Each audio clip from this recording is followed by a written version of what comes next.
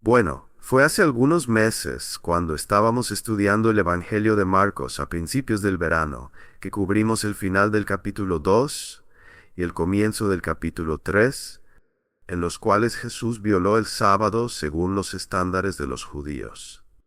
Y cuando ellos lo confrontaron, él dijo dos cosas.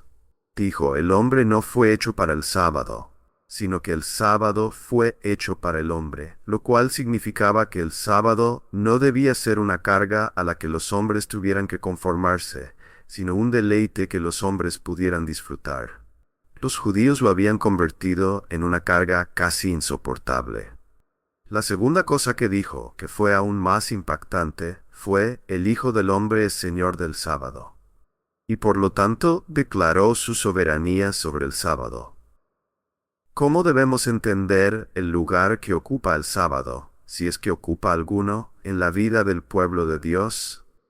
Abre tu Biblia por un momento en Éxodo capítulo 20. Este es el Decálogo, los 10 mandamientos. Y cerca del centro de los 10 mandamientos está el cuarto mandamiento.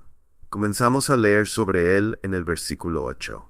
Acuérdate del día sábado para santificarlo. 6 días trabajarás y harás toda tu obra, pero el séptimo día es día de reposo para el Señor tu Dios. No harás en él trabajo alguno, tú ni tu hijo ni tu hija, ni tu siervo ni tu sierva, ni tu ganado, ni el extranjero que está contigo dentro de tus puertas. Porque en 6 días hizo el Señor los cielos y la tierra, el mar y todo lo que en ellos hay, y reposó en el séptimo día. Por eso el Señor bendijo el día sábado y lo santificó. No hay duda de que los otros 9 mandamientos son permanentes y obligatorios. No debemos tener otros dioses. Nunca debemos hacer ídolos. Debemos adorar únicamente al Dios verdadero y viviente. Nunca debemos tomar el nombre del Señor en vano. No debemos deshonrar a nuestro padre o madre, sino más bien darles honor. No debemos asesinar, cometer adulterio, robar, mentir ni codiciar. Todos esos son mandamientos morales, mandatos morales, con la excepción de los versículos 8 al 11, el cuarto mandamiento relacionado con el sábado. Y la pregunta que se plantea a menudo es simple. Si todos los demás mandamientos son permanentes, ¿no es este también permanente? Hay personas que creen que sí lo es. Podríamos llamarlos sabatistas estrictos. Generalmente caen en 2 categorías. Una categoría sería la de los adventistas del séptimo día. Creo que estamos familiarizados con ellos. Pienso que es legítimo considerar el adventismo del séptimo día como un culto, porque creen que los escritos de Elena G. de White son inspirados por Dios y pueden colocarse al nivel de la Biblia. Pero ellos se identifican como fieles al cuarto mandamiento. También hay bautistas del séptimo día, un grupo más pequeño que interpreta el mandamiento como permanentemente obligatorio. No son tan estrictos. También podríamos identificar lo que llamaríamos sabatistas cristianos. Ellos han decidido que como cristianos debemos guardar el sábado, pero ya no es el séptimo día, sino el primero. Entonces, trasladan el mandamiento de Éxodo del sábado al domingo. Esta es una visión clásica entre los teólogos reformados. Esta fue la perspectiva de muchos, si no la mayoría, de los puritanos. De hecho, si retrocedes a la Confesión Bautista de 1689, encontrarás un artículo sabatista cristiano en esa confesión que establece que los cristianos deben tratar el domingo como un nuevo sábado, y deben seguir generalmente las prescripciones y limitaciones que se colocaron sobre el antiguo sábado. Y la pregunta ante nosotros esta noche es: ¿tienen razón? ¿Es correcto que debamos observar el sábado, el antiguo sábado, o quizás el domingo como una especie de nuevo sábado de reemplazo, como un día santo apartado de todos los demás días? Bueno, para responder eso, necesitamos regresar a Génesis capítulo 2, así que hagámoslo. Génesis capítulo 2. El capítulo comienza con la indicación de que la creación ha terminado, y leemos estas palabras. Así fueron acabados los cielos y la tierra y todo lo que hay en ellos. Y en el séptimo día, Dios completó la obra que había hecho, y descansó en el séptimo día de toda la obra que había hecho. Y Dios bendijo el séptimo día y lo santificó, porque en él descansó de toda la obra que Dios había creado y hecho. Notarás en el versículo 3 la palabra santificó. Esa palabra es esencialmente la palabra santo, y esta es la primera vez que se usa la palabra santo en la Biblia. La raíz significa separar, o quizás mejor, convertir eso en un concepto vertical. Elevar. Es una separación que eleva o exalta. Así que aquí, por primera vez, nos encontramos con la idea de que algo se separa al ser elevado. Es decir, Dios designa este séptimo día como un día exaltado, un día elevado por encima de todos los demás días. Y Dios lo hace santo y lo declara como tal por 3 razones. Las 3 razones están básicamente conectadas a los 3 verbos que componen el texto. En primer lugar, es un día único porque los cielos y la tierra fueron terminados y todo lo que hay en ellos. Ese es el primer verbo. Toda la obra de la creación fue concluida. Esta obra de creación fue realizada por Dios en 6 días, esencialmente de 24 horas. Y desde el cierre del 6º día no ha habido más creación, con la excepción de aquellos milagros divinos de los que hemos leído ocasionalmente en el Antiguo Testamento, y la serie de milagros realizados por la persona del Señor Jesucristo, en los cuales Él crea plenitud y bienestar en medio de su creación caída. Fuera de eso, la creación cesó en el 6º día. No continuó por miles de años, no continuó por millones o miles de millones de años. Después de 6 días, estaba terminada, estaba completa.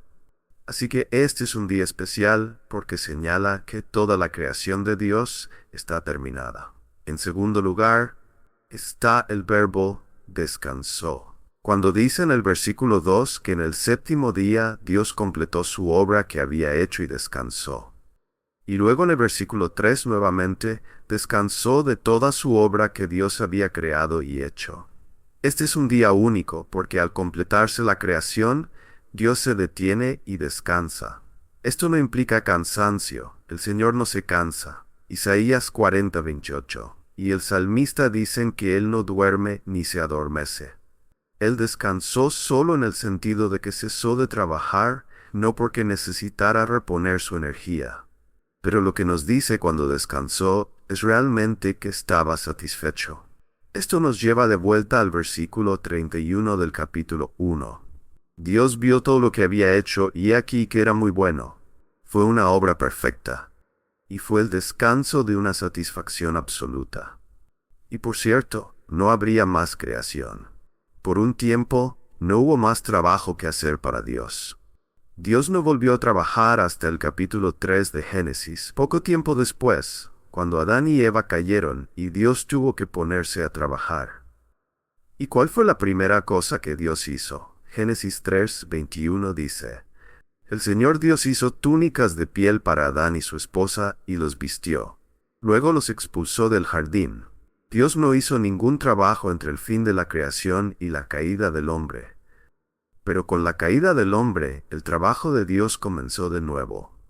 Dios tuvo que preservar, como dice Hebreos 1, tuvo que sostener su creación por su poder, porque ahora estaba sujeta a la decadencia. Así que comenzó a trabajar para preservar el universo que Él había creado. Y también comenzó a trabajar para cumplir todos los aspectos necesarios para la redención de esa creación. Ahora bien, en esos 3 versículos de Génesis 2 no se menciona nada acerca de que las personas descansaran. No hay nada aquí acerca de que el hombre descansara. Nada acerca de que Adán descansara, porque él estaba sin pecado y era un hombre perfecto en todo sentido. No había agotamiento de su energía mientras hacía lo que fuera que implicara el sencillo cuidado del jardín. No había necesidad de un día de descanso para el hombre. ¿De qué iba a descansar? Él vivía en un paraíso sin labor, sin sudor, sin gasto ni pérdida de energía. No hay ninguna ley del sábado dada aquí para Adán, en absoluto. No se dice nada acerca de que este día fuera un día de adoración. No dice nada acerca de eso. No prescribe nada para nadie. Esto está completamente aislado a Dios. Él completó su creación, satisfecho con ella, cesó, lo cual constituye el descanso. Y el tercer verbo en el versículo 3, bendijo el séptimo día. Diseñó ese séptimo día como un memorial especial de su creación y su perfección original. Esto es muy importante para que lo entiendas. Este es un día elevado por encima de todos los demás días como un memorial para recordar la gloria de la perfección de Dios en la creación. Cada séptimo día de aquí en adelante sería un recordatorio de que Dios creó el universo en 6 días con perfección. ¿Te has preguntado alguna vez por qué operamos con calendarios en ciclos de 7 días en todo el mundo? Parece un número extraño, ¿no es así? Ciertamente no hay una razón racional para elegir 7 y luego designar semanas, meses y años en conjuntos de 7. En realidad, es un poco incómodo. Podría ser más simple hacerlos en decenas. Y sin embargo, es universalmente adoptado en todo el mundo. Y es único. Y fue diseñado para ser único, porque cada séptimo día es un recordatorio del poder y la gloria de Dios expresados en la magnificencia de una creación de 6 días. Rechazar a Dios como creador en 6 días, es desbendecir el séptimo día.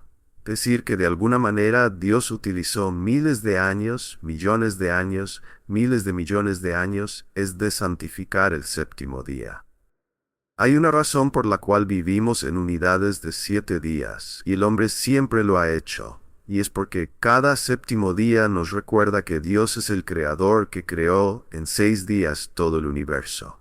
En Apocalipsis capítulo 14 se da el testimonio del Evangelio. Bueno, no te lo leeré. Los ángeles vuelan por el cielo, y el testimonio del Evangelio es reconocer a Dios como el creador. Es la buena noticia eterna que Dios es el creador. Cada séptimo día que pasa debería ser un testimonio del creador. En América, el mundo occidental, con sus influencias cristianas, se trabajó hacia una semana laboral de 5 días. Parte de eso fue el sentido subyacente de que el sábado era un día para disfrutar la creación. El sábado es un testigo perpetuo de Dios como creador. El domingo, por otro lado, es un testigo perpetuo de Dios como redentor. Hablaremos más sobre eso la próxima vez. Entonces, cuando regresas a Génesis capítulo 2, no hay mención del sábado como una ley, ni mención del sábado como un día de adoración. La próxima vez que te encuentres con la palabra sábado es en Éxodo 16. Han pasado cientos de años, los patriarcas han ido y venido, y ninguno de ellos adoró hasta donde sabemos en el sábado. No fue designado para ellos, no fue prescrito para ellos, no fue mandado para ellos. Ni Abraham, Isaac, Jacob, José, ni el resto del pueblo de Dios. La primera vez que el sábado se menciona de manera significativa es en el capítulo 16 de Éxodo, cuando Dios alimenta a su pueblo con maná del cielo mientras vagan por el desierto. El maná llega cada día excepto el día del sábado, y el día anterior reciben suficiente para que no tengan que trabajar ese día. Esto les da un pequeño adelanto de lo que viene, porque en el capítulo 20 están los 10 mandamientos. Y en los 10 mandamientos que acabo de leerte se establecen prescripciones que imponen leyes para el día del sábado. Esta es la primera vez que tales leyes han sido dadas por Dios. Esto es muy importante para entender que el sábado no fue instituido para el hombre en Génesis. Fue instituido oficialmente en Éxodo en la ley de Moisés. Una comprensión adicional de esto viene de Éxodo capítulo 31. Quizás quieras verlo por un momento. El Señor habla a Moisés en el versículo 12 y le dice: En cuanto a ti, habla a los hijos de Israel y diles: De cierto guardaréis mis sábados, porque esto es una señal entre mí y vosotros a través de vuestras generaciones, para que sepáis que yo soy el Señor que os santifica. Por lo tanto, guardaréis el sábado, porque es santo para vosotros. Cualquiera que lo profane será ciertamente condenado a muerte, porque cualquiera que haga algún trabajo en él, esa persona será cortada de entre su pueblo. Por 6 días se podrá trabajar, pero en el séptimo día hay un sábado de completo reposo, santo para el Señor. Cualquiera que haga algún trabajo en el día de reposo, ciertamente será condenado a muerte. Así que los hijos de Israel guardarán el sábado para celebrar el sábado a lo largo de sus generaciones como un pacto perpetuo. Es una señal entre mí y los hijos de Israel para siempre. ¿Por qué? Porque en 6 días el Señor hizo los cielos y la tierra, pero en el séptimo día cesó y se refrescó, o descansó. Aquí encontramos que el sábado es una señal, es decir, apunta a algo más. Es un símbolo, si quieres. Se coloca en el medio o cerca del medio de los 10 mandamientos, porque es un símbolo conectado al pacto mosaico. Déjame ver si puedo ayudarte con esto. Cuando Dios hizo un pacto con Noé, prometió a Noé que nunca más destruiría el mundo, y Dios identificó una señal. ¿Cuál fue la señal del pacto noaico? El arco iris. Cuando Dios hizo un pacto con Abraham, estableció ese pacto con Abraham y designó una señal. La señal de participación en el pacto abrahámico entre el pueblo del pacto, Israel, era la señal de la circuncisión. Y aquí en el pacto mosaico tienes otra señal, y esta vez la señal es el sábado. El sábado era solo una señal. Guardarlo con un corazón hipócrita no tenía ningún valor. De hecho, Isaías 1:13 dice, «No traigan más ofrendas inútiles. El incienso es una abominación para mí, las lunas nuevas y los sábados». El profeta Oseas pronuncia un juicio similar sobre sus sábados hipócritas. «Haré cesar toda su alegría, sus fiestas, sus lunas nuevas, sus sábados». No significaba nada guardarlo exteriormente sin un corazón de amor y devoción a Dios. Pero, ¿para qué era el símbolo? ¿Para qué era la señal? ¿Por qué esta señal? Creo que lo entenderás cuando te lo explique. El sábado era un recordatorio de la creación. El sábado debía recordar al pueblo de Israel que habían perdido el paraíso, que la humanidad había perdido el paraíso. La ley les decía, obedece esta ley y serás bendecido. Dios lo dijo repetidamente, obedece esta ley y serás bendecido, para mostrarles que un comportamiento justo restauraría un destello del paraíso de Edén. El comportamiento justo también señalaba a un futuro, un reino futuro, cuando el paraíso sería recuperado. Entonces el sábado, cada sábado que pasaba y descansaban, les recordaba una creación perfecta. Un paraíso de Dios dominado por la justicia que había sido perdido por el pecado y que solo podría recuperarse mediante la justicia. Dios entonces instituye el sistema del séptimo día, no para todos en el mundo, sino específicamente como dice para Israel. Versículo 17. Una señal entre mí y los hijos de Israel para siempre. Cada séptimo día era un recordatorio de que vivían en un mundo caído. Cada séptimo día era un recordatorio de que habían perdido el paraíso. Y la única forma de recuperar un destello del paraíso era mediante la obediencia a Dios, la justicia. Por lo tanto, debían considerar la importancia de obedecer los 10 mandamientos. Debían considerar la importancia, en ese séptimo día, de examinar su propia vida y evaluar cómo estaban cumpliendo la ley de Dios, reconociendo el pecado como el objetivo y llevarlos al arrepentimiento. Entonces, el primer séptimo día identificaba a Dios como creador, pero la institución del sábado en la economía mosaica identificaba a Dios como el dador de la ley. La primera perspectiva era producir gratitud por la maravilla de la creación. La segunda, producir arrepentimiento por la pérdida de todo lo que es correcto. Y así, el sábado tomó un nuevo significado. Sí, todavía es un recordatorio de que Dios creó, pero también es un recordatorio de que la creación de Dios, que originalmente era perfecta, ahora está dañada. Y nosotros estamos dañados, y el ámbito de su creación está manchado por el pecado, y nosotros estamos manchados por el pecado. Y la creación, como dice Pablo, está gimiendo, y nosotros también estamos gimiendo. La señal en el medio del pacto abrahámico, la circuncisión, era una forma de decir, necesitas estar limpio, necesitas ser purificado. Y la señal aquí, el sábado en medio de los 10 mandamientos, esencialmente decía lo mismo, Necesitas reconocer que has perdido el paraíso, y la única manera de recuperarlo es ser justo. Obviamente, no podían guardar la ley, pero debían ser llevados al arrepentimiento para rogarle a Dios que fuera misericordioso con ellos como pecadores. Entonces entendemos que esto era único para el pueblo de Israel. Y como dije esta mañana, cuando Jesús vino, todo cambió. Todo cambió. Recuerden que les dije esta mañana que lo que Él hizo no fue una limpieza del templo, fue una abolición del templo. No quería solo eliminar a los sacerdotes malos y quedarse con los buenos sacerdotes. Eliminó el sacerdocio. No quería solo mejorar las actitudes del pueblo al ofrecer sus sacrificios. Él eliminó el sistema sacrificial porque puso fin al judaísmo, con todas sus ceremonias, todos sus rituales, todos sus sacrificios, todos sus aspectos externos, el templo, el lugar santísimo, todo, incluyendo el sábado. Incluyendo el sábado. La observancia del sábado desapareció junto con todo lo demás que pertenecía al judaísmo. Comenzamos a entender esto al observar a Jesús y cómo trataba el sábado.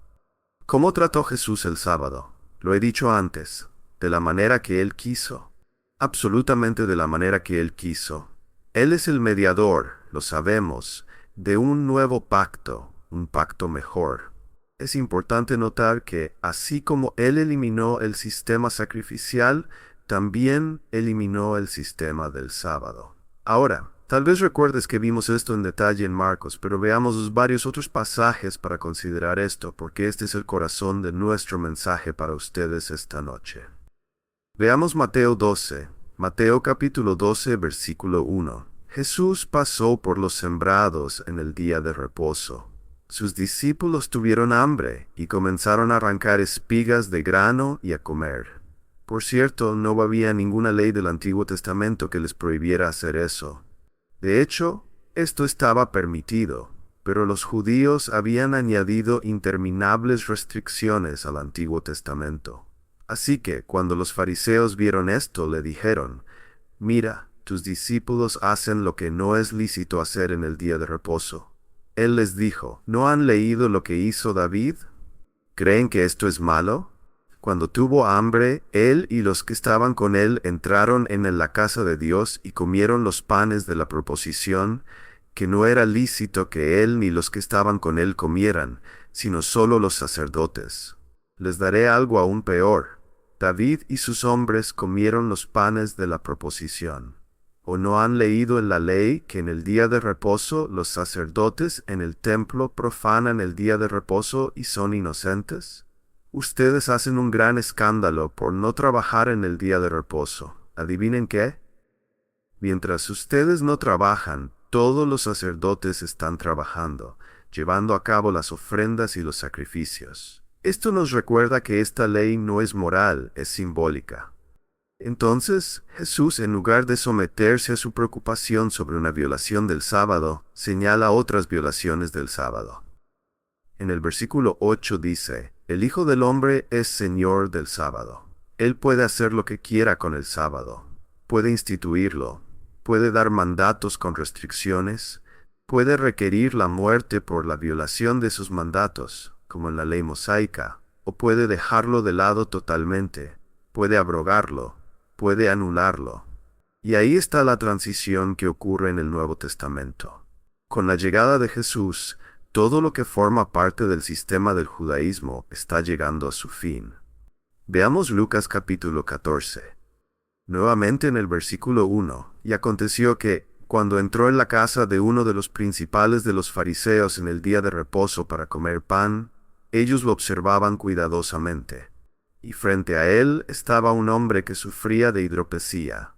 Y Jesús, respondiendo, habló a los intérpretes de la ley y a los fariseos, diciendo: ¿Es lícito sanar en el día de reposo o no? Pero ellos guardaron silencio. Entonces él lo tomó, lo sanó y lo despidió. Y les dijo: ¿Quién de ustedes, si su hijo o su buey cae en un pozo, no lo sacará inmediatamente en día de reposo? Y no pudieron responder a esto. Ellos pensaban que sanar a alguien era una violación del sábado. Jesús parece haber elegido el día de reposo intencionalmente para realizar sus sanaciones, porque esto daba un golpe directo a este símbolo. Jesús está anunciando el fin del sábado. Por cierto, sanar no era una violación de la ley del sábado. El Antiguo Testamento no lo indica. Pero, nuevamente, las sanaciones no ocurrían en esos tiempos. En Marcos capítulo 2, volvamos a ese capítulo donde comenzamos a mirar esto recientemente. Jesús pasa por los sembrados en un día de reposo, y sus discípulos comienzan a abrirse camino recogiendo espigas de grano, el mismo relato que en Mateo. Los fariseos le dicen, «Mira, ¿por qué hacen esto? No es lícito en el día de reposo». Entonces él utiliza la ilustración de David y otras y llega al versículo 27. El sábado fue hecho para el hombre, no el hombre para el sábado. Así que el Hijo del Hombre es Señor aún del sábado. Dios diseñó el sábado para ser una bendición, para dar descanso, para proporcionar un día en la semana en el que pudieran agradecer a Dios por la gloria de su creación, y también para ser conscientes de que el paraíso había sido perdido. Era un día para mostrar gratitud por la creación, y un día para arrepentirse y buscar el perdón. Estaba justo en el centro de la ley porque vivían en violación de esa ley, sino activamente en sus corazones. Como dijo Jesús, si haces estas cosas en tu corazón, es como si hubieras cometido estos pecados en el Sermón del Monte.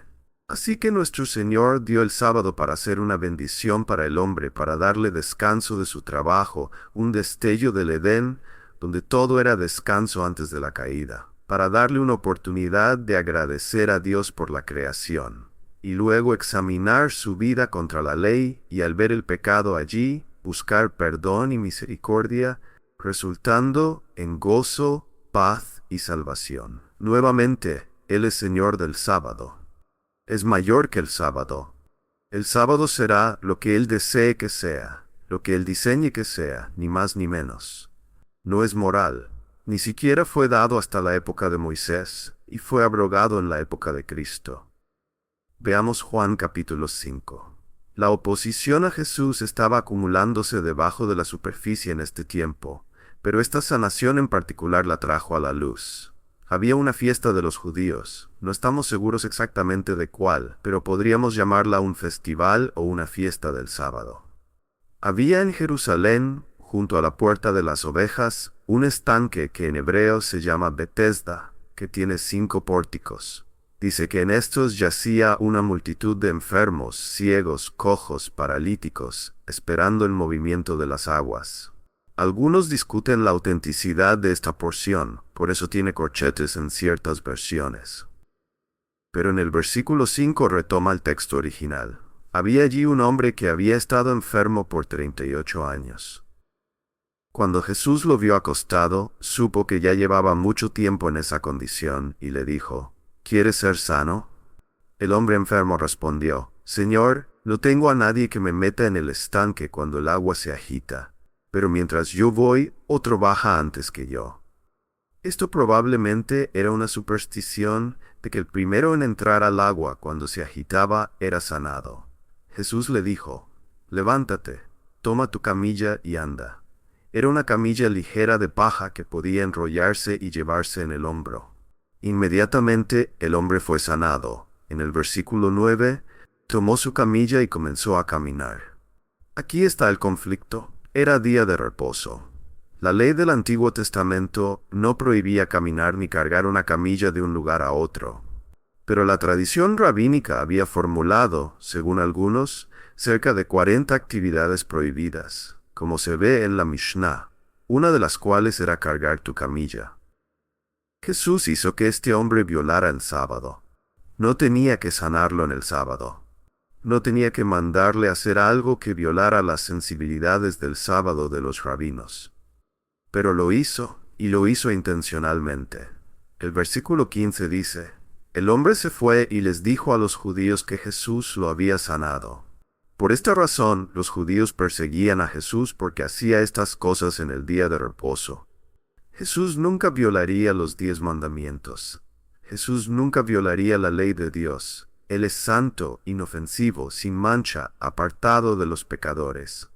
Pero Jesús hacía lo que quería en el sábado e incitaba a los líderes religiosos al hacerlo, porque esto era parte de desmantelar todo ese sistema. En el versículo 17 va aún más allá y defiende lo que hizo diciendo lo siguiente: Mi Padre hasta ahora trabaja y yo también trabajo. ¡Wow! Esta es una afirmación de deidad. Mi Padre y yo estamos haciendo nuestra obra ante sus ojos. Estamos trabajando. Por esta razón el versículo 18 dice que los judíos buscaban aún más matarlo, porque no solo estaba quebrantando el sábado, sino que también decía que Dios era su propio Padre, haciéndose igual a Dios. Se hacía a sí mismo, o mejor dicho, decía que Dios era su Padre, y continuamente realizaba actividades que violaban las leyes sabáticas. Los fariseos acusaron a Jesús de quebrantar la ley del sábado y de hacerse igual a Dios, y esto eventualmente los llevó a matarlo. Jesús nunca intentó ajustar sus actividades a la ley del sábado del antiguo pacto. Él estableció su propia autoridad como uno con Dios y como Señor del sábado. Los fariseos eran estrictos guardadores del sábado. Seguían el antiguo pacto y sus adornos al pie de la letra, y sin embargo, perdieron por completo el propósito del sábado. No encontraron descanso de sus interminables obras y esfuerzos por obtener salvación. No encontraron un arrepentimiento verdadero y honesto. Pero las leyes del sábado eran solo sombras de esperanza, un recordatorio semanal de que había un paraíso por recuperar y que mediante la justicia podría haber descanso del interminable esfuerzo y la horrible carga de intentar ganarse la salvación. Cuando Jesús vino, trajo el descanso, el verdadero descanso. El Hijo de Dios ahora es una nueva persona. Bajo el nuevo pacto, somos sanados, lavados, encontrados y aceptados. Hemos entrado en el descanso junto al Creador mismo. Se nos ha dado justicia y nos regocijamos en ese regalo. Hemos cesado todo esfuerzo por ganar nuestra salvación. Jesús literalmente abolió el sábado. ¿Qué dice el resto del Nuevo Testamento acerca del sábado? ¿Qué le dice el Nuevo Testamento a la iglesia sobre esto? Veamos Hebreos 3. Hay mucho más que decir al respecto. Solo estoy tratando de darles los puntos principales. Y el próximo domingo por la noche veremos el día del Señor, el domingo, y cómo encaja en el propósito de Dios. Pero hay unos pasajes definitivos. Hebreos 3:7 probablemente sea un buen lugar para empezar. El Espíritu Santo dice: Hoy, si oyen su voz, no endurezcan sus corazones como en la provocación, como en el día de prueba en el desierto, donde sus padres me probaron y me pusieron a prueba y vieron mis obras durante 40 años. Por lo cual me enojé con esa generación y dije: siempre se desvían en su corazón y no han conocido mis caminos. Como juré en mi ira, no entrarán en mi reposo. El verdadero reposo de Dios no vino a través de Josué. El verdadero reposo de Dios no vino a través de Moisés. El verdadero reposo de Dios viene solo a través de Jesucristo. Josué llevó a la nación de Israel a la tierra de su reposo prometido, pero no fue más que un reposo terrenal y temporal, meramente una sombra del reposo final, definitivo y celestial. Mi reposo. Esta es la promesa de salvación que Dios da a aquellos que confían en Él. El versículo 12 dice: Tengan cuidado, hermanos, de que no haya en ninguno de ustedes un corazón malo de incredulidad que se aparte del Dios vivo, sino exhórtense los unos a los otros cada día, mientras todavía se diga hoy, para que ninguno de ustedes sea endurecido por el engaño del pecado.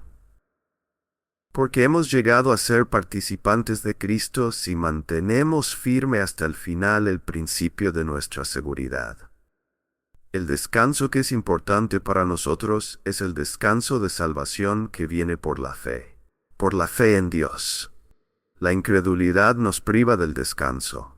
El descanso en el que se enfoca el Nuevo Testamento, incluso en el libro de Hebreos, que es una epístola muy judía, no está en la observancia del sábado, sino en un descanso espiritual de salvación. Veamos el capítulo 4, versículo 1. Por tanto, temamos, no sea que permaneciendo aún la promesa de entrar en su reposo, alguno de ustedes parezca no haberlo alcanzado. El descanso del que el Nuevo Testamento se preocupa no es un día de la semana, es la salvación. El versículo 3 dice, porque los que hemos creído entramos en ese reposo. Nunca hay un mandato en el Nuevo Testamento de guardar el sábado. Todos los 10 mandamientos se repiten en el Nuevo Testamento, algunos numerosas veces, excepto el cuarto mandamiento. Nunca se repite en el Nuevo Testamento, ni una sola vez. En medio de la ley moral, el sábado era una señal y un símbolo para conducir al pueblo al descanso y al arrepentimiento. Pero cuando llegamos al Nuevo Testamento, nunca se repite ese mandato. El descanso que el Nuevo Testamento enfatiza es el descanso que viene al alma por escuchar y creer las buenas nuevas predicadas. Ese es el descanso que ofrece el Nuevo Testamento. El versículo 9 dice, queda un reposo sabático para el pueblo de Dios, porque el que ha entrado en su reposo, él mismo ha descansado de sus obras, como Dios descansó de las suyas. Esto es tan notable. ¿Qué significa esto? Hay solo 2 posibles conceptos sobre cómo llegar al cielo. Trabajar para lograrlo o recibirlo como un regalo, ¿verdad? Para los judíos se trataba de trabajar. Pero cuando entras al descanso de la gracia y la fe, las obras cesan. El día en que viniste a Jesucristo, dejaste de intentar ganar tu salvación, ¿verdad? Entraste en un descanso permanente. Esto es un énfasis magnífico del Nuevo Testamento. El sábado mosaico, el símbolo, la señal, era un reflejo tenue del verdadero descanso. Veamos Romanos por un momento, capítulo 14. Dado que esto es verdad, que el descanso que llama el Nuevo Testamento es un descanso espiritual, un descanso de salvación del enfoque de obras hacia la justicia, ya no se puede hacer nada del sábado. Escuchen Romanos 14:5. Uno considera un día más importante que otro considera iguales todos los días. Cada uno esté plenamente convencido en su propia mente. Había judíos que habían llegado a la fe en Cristo y tenían dificultades para dejar atrás el sábado. Estaba muy arraigado en ellos. Pensaban que aún estaban obedeciendo al Señor al mantener la ley sabática del antiguo pacto. El que observa el día, lo observa para el Señor. Versículo 8 dice, si vivimos, para el Señor vivimos. Si morimos, para el Señor morimos. Por lo tanto, ya sea que vivamos o muramos, somos del Señor. No conviertas el sábado en un tema de controversia. Como dice en el versículo 2, algunas personas están preocupadas por las leyes dietéticas. Otras personas están preocupadas por la observancia del sábado. Esas cosas son parte de un sistema pasajero. Y hay instrucción en otras partes del Nuevo Testamento para permitir que estas personas desarrollen su comprensión de su libertad respecto a estas prescripciones. No los obligues en contra de su conciencia. Los creyentes judíos aún sentían la necesidad de observar la ley del sábado y las leyes dietéticas. Déjalos hacerlo hasta que lleguen a comprender plenamente su libertad. Lo que es notable aquí es que no hay ningún mandato para hacer eso. Este sería un lugar perfecto para decir, y aquellos de ustedes que no lo están haciendo, corríjanse. Pero eso no ocurre. En Gálatas 4:9 dice, pero ahora que han llegado a conocer a Dios, o más bien a ser conocidos por Dios, ¿cómo es que vuelven de nuevo a los elementos débiles y sin valor, a los cuales desean volver a esclavizarse otra vez? Ustedes observan días, meses, estaciones y años. Temo por ustedes. Tal vez he trabajado en vano por ustedes. No tienen ninguna obligación de volver a las prescripciones del calendario de los festivales y los sábados de la economía mosaica. Veamos Colosenses capítulo 2. Este es quizás el pasaje más definitivo porque reúne 2 señales: la señal del pacto abrahámico, la circuncisión, y la señal del pacto mosaico, el sábado. Y en Colosenses capítulo 2, sabemos por supuesto que la circuncisión ha sido completamente abolida en el nuevo pacto. Totalmente abolida. Gálatas 5:2 dice, si reciben la circuncisión, Cristo no les aprovechará de nada. Si insisten en la circuncisión, Cristo no tiene valor para ustedes. En Cristo, ni la circuncisión ni la incircuncisión significan nada.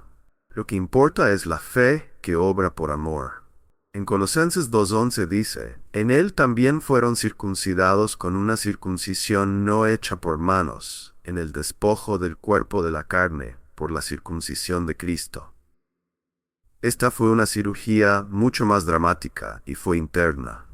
Fueron sepultados con Él en el bautismo, en el cual también fueron resucitados con Él mediante la fe en el poder de Dios que lo levantó de entre los muertos. Y a ustedes, que estaban muertos en sus delitos y en la incircuncisión de su carne, Dios les dio vida juntamente con Él, habiéndonos perdonado todos los delitos. La circuncisión ha sido apartada. Si te aferras a la circuncisión, haces que Cristo no tenga efecto. La señal del pacto abrahámico se ha ido. Ese pacto pasó porque no puede salvar. Y luego en el versículo 16, por tanto, nadie los juzgue en comida o bebida, o en cuanto a días de fiesta, luna nueva o día de reposo, todo lo cual es sombra de lo que ha de venir, pero el cuerpo es de Cristo. No permitas que nadie te obligue a guardar el sábado. Esto se refiere al sábado semanal, porque los otros sábados de festivales están cubiertos bajo el término fiesta y luna nueva. No dejes que nadie te obligue a guardar el sábado. Era parte del sistema que incluía el templo, el sacerdocio y los sacrificios. Todo eso se ha ido. Era solo la sombra, no la sustancia. El sábado solo apuntaba al hecho de que Dios es el Creador, que el paraíso había sido perdido, que estábamos bajo el juicio aterrador de la ley y que necesitábamos arrepentirnos y buscar justicia, misericordia y gracia en las manos de Dios. Pero el sábado no proveía eso. Eso lo provee Jesucristo. Pablo está diciendo, ya no necesitas la sombra, tienes la sustancia, tienes el descanso, el verdadero descanso. Se puede decir más sobre esto, pero para finalizar, hay algunos pensamientos finales antes de terminar. No hay un solo mandato en el Nuevo Testamento para guardar el sábado. Todos los 10 mandamientos se repiten en el Nuevo Testamento, excepto el que habla del sábado. Nunca se cita en el Nuevo Testamento. No hay prescripciones o reglas sobre el sábado en ninguna parte del Nuevo Pacto. No hay instrucción alguna sobre cómo comportarse en el sábado en el Nuevo Testamento. En Hechos 15, cuando el Concilio de Jerusalén decidió lo que se requeriría de los creyentes gentiles en la iglesia, no les pidieron que observaran el sábado. Los apóstoles nunca mandaron a nadie que guardara el sábado. Nunca reprendieron a nadie por no observar el sábado. Nunca advirtieron a los creyentes sobre violaciones del sábado. Nunca animaron a los creyentes a aferrarse al sábado. El sábado se ha ido, con una excepción. Podemos volver a Génesis capítulo 2 y ser recordados de que cada séptimo día que pasa es una oportunidad para reconocer la grandeza de nuestro Creador. Podemos bendecir ese día reconociendo a Dios como nuestro Creador. Y como dije, esto es para la próxima semana. El primer día de la semana es cuando reconocemos a Dios como nuestro Redentor. No celebramos un sábado en el sentido mosaico, porque eso es un ministerio de muerte.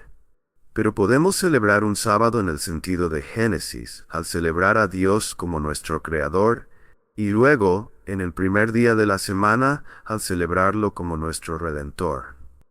El próximo domingo por la noche, con este panorama general, quiero hacer la transición a cómo vemos el domingo. Hay algo importante sobre él.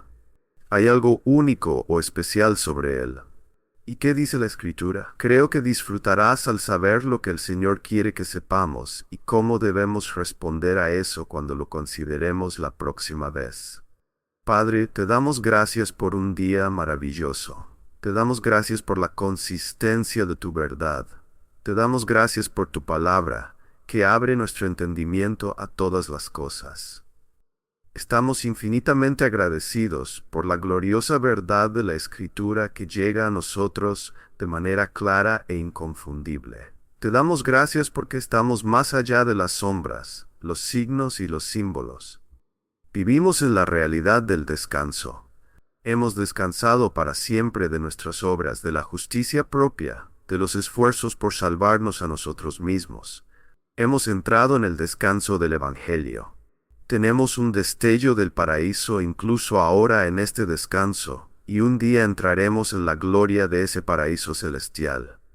Pero ya nos has dado un destello de eso ahora. Para nosotros, cada día es un sábado porque cada día descansamos en la obra terminada de Jesucristo. A Él le damos toda la alabanza. Amén.